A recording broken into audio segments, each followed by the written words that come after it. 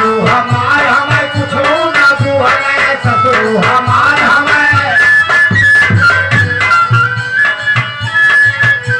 ससुरिया कहा थे आवारा हमार बटवारा करा दिया ससुरिया कहा थे आवारा हमार बटवारा करा दिया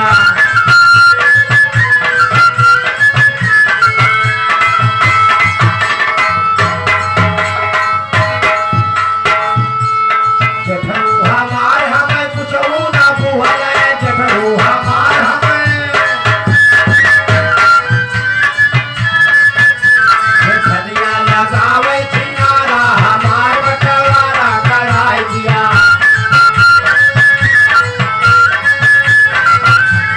छलिया लगावे छिनारा हमार बटवारा कराई दिया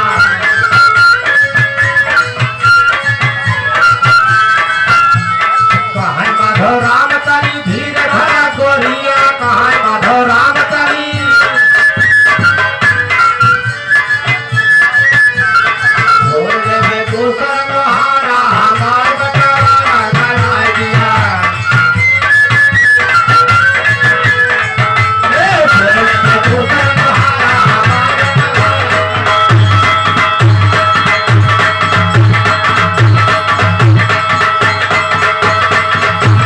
दिया हो बहादुर भैया आए भैया आए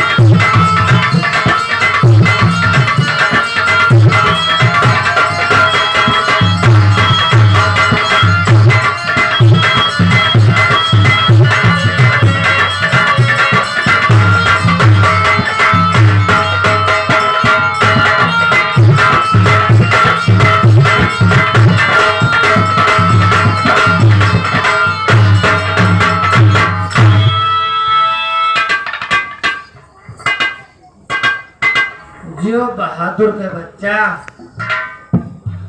बहादुर के बच्चा। अरे इका सच्चाई कहा था हाँ तो तुझने बहादुर बहादुर बच्चा और का बहादुर न जान धोखी का कहा थे